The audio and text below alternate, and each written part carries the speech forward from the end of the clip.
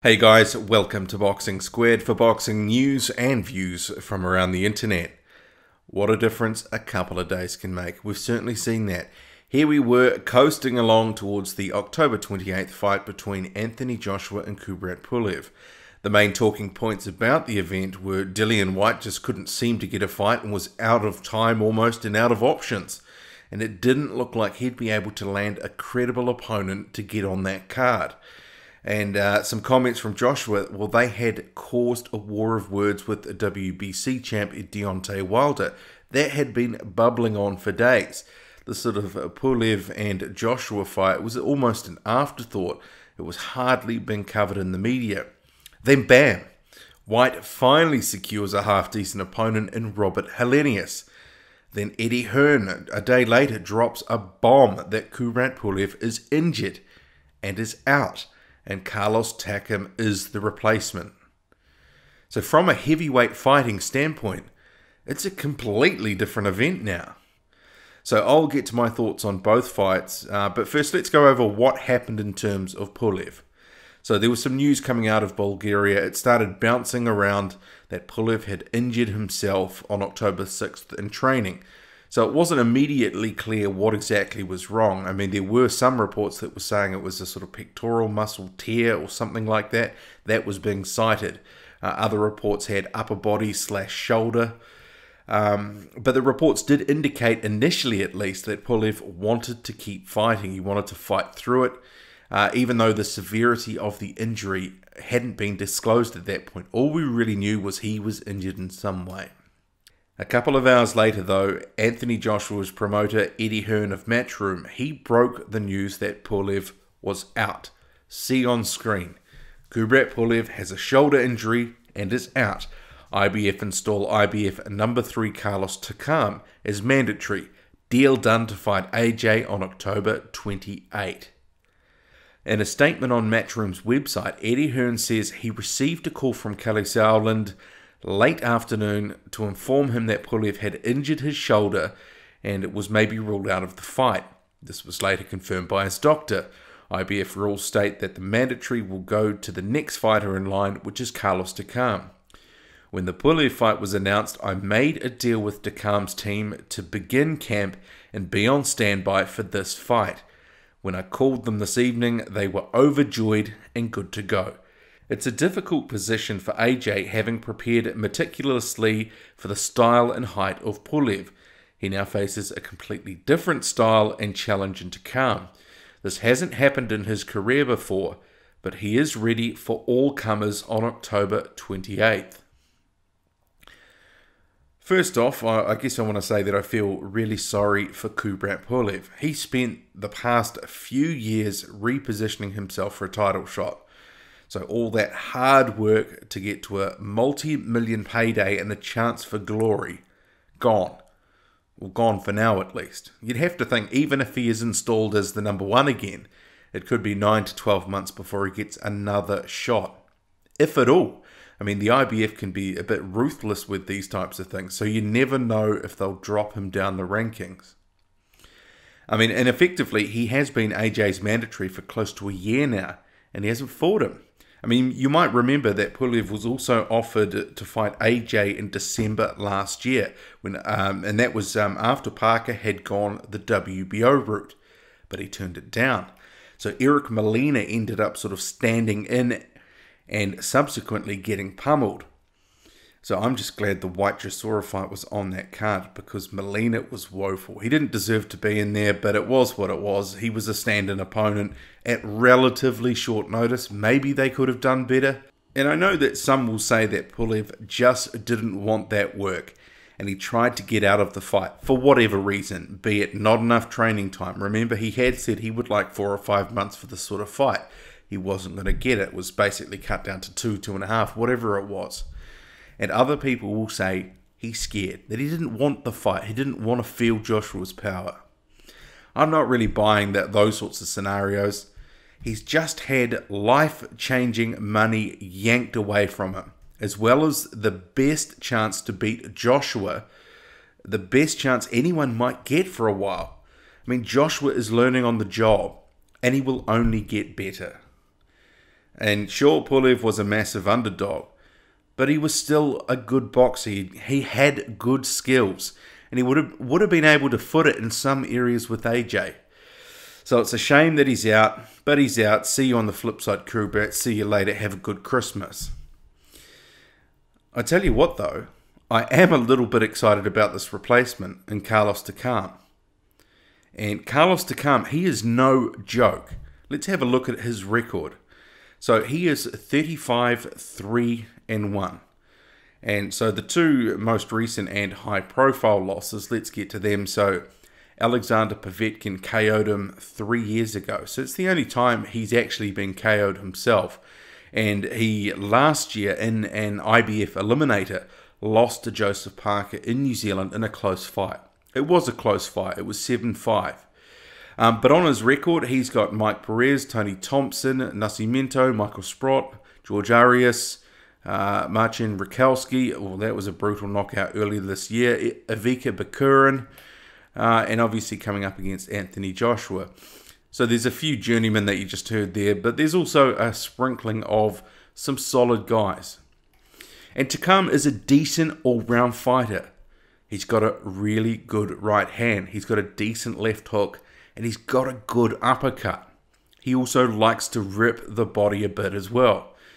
He's also got, and importantly, he's got power. He's got more power than Kubrat Pulev. And this is really what makes it an interesting matchup for me. And I'm not saying that he can match AJ for power, because he can't. But he has the power, in my view, to hurt AJ if he can catch him. So for me, he is a dangerous proposition, a more dangerous proposition in terms of a knockout than Pulev. Pulev probably would have been trying to wear Joshua down, get a points win and work the jab and other bits and pieces. Takam, well, he's got a shot actually to hurt Joshua. There's a reason that Joseph Parker was working his back foot game when he fought Takam. He didn't want to get into too much toe-to-toe trading with Takam, because that is right in his wheelhouse. He wants you right up on him, in his face. And part of that is because he's a little bit slow and plodding. Having you right in front of him, that suits him. And he's not afraid to let his fists fly when given the opportunity. But it must be said, he can be hurt. Povetkin proved that. He knocked him out in 2014. So while he's got the power to potentially test Joshua's jaw, will Joshua give him the opportunity? And that's the thing.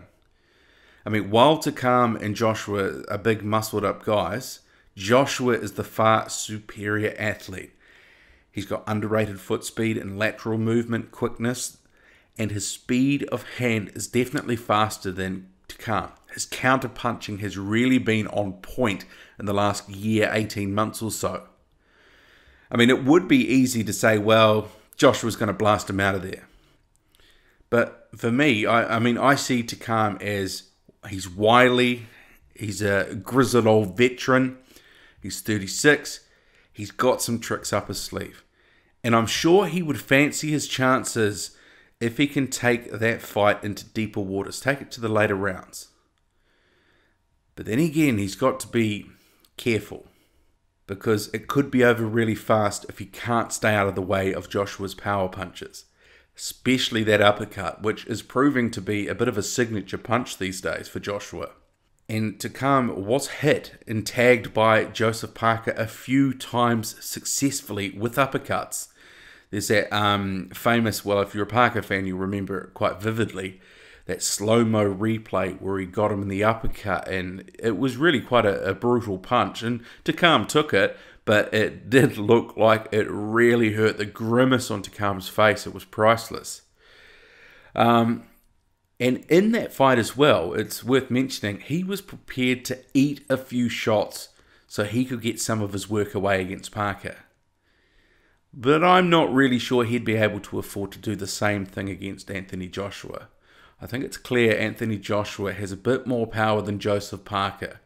One punch knockout power, that is. And that's not to say that Parker doesn't have power, because I believe he does.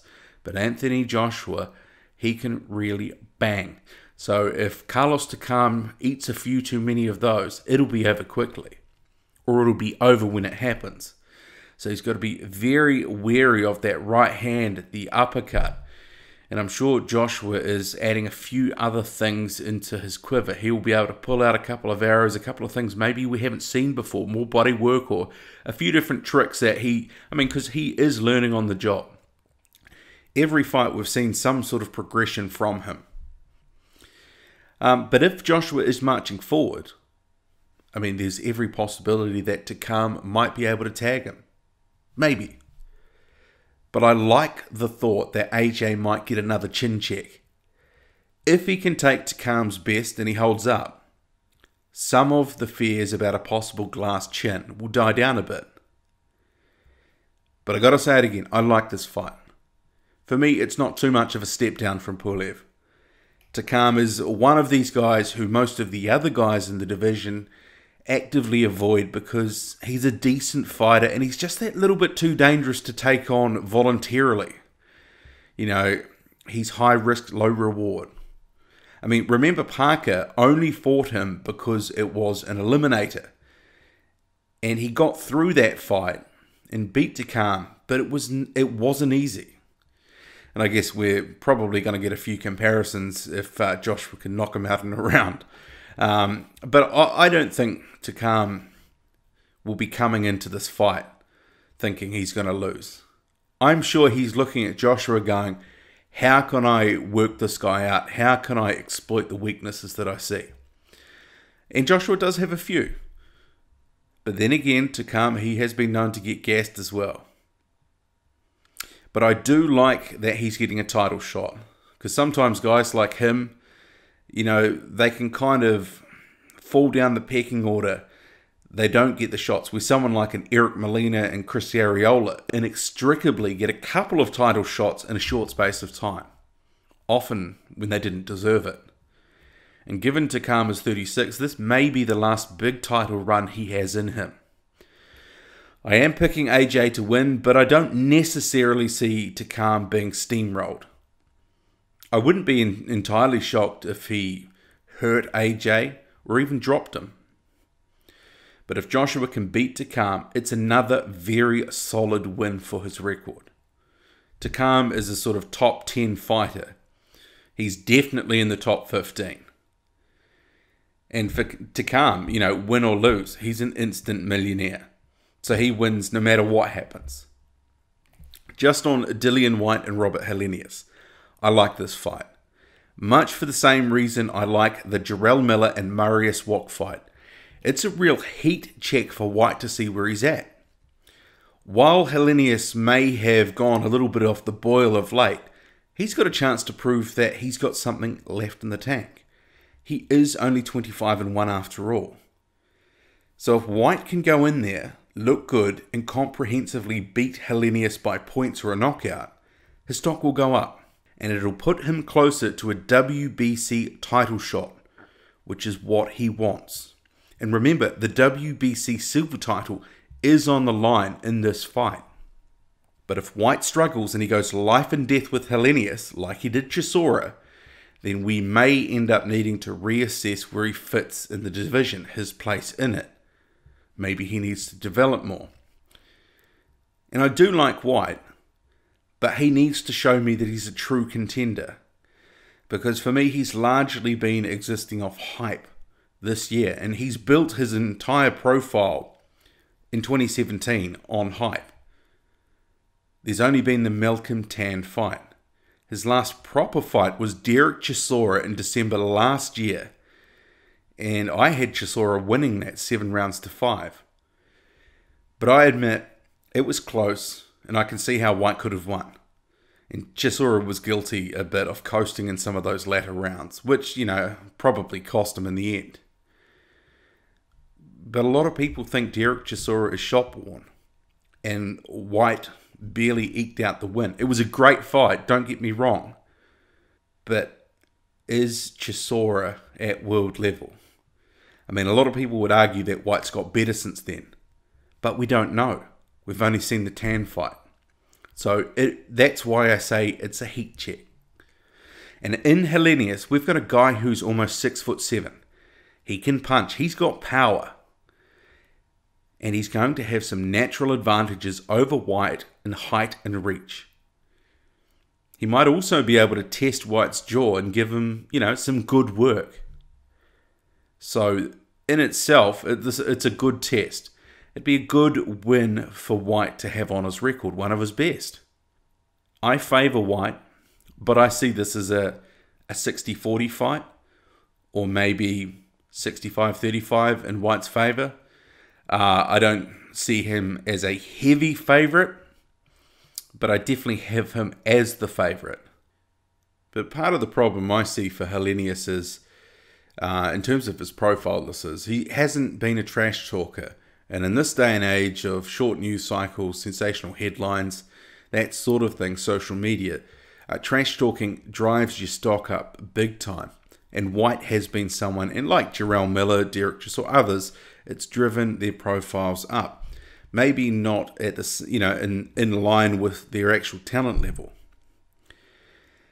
So we'll have to actually see what Robert Helenius is all about, because he might come out and surprise us, but we'll have to wait and see.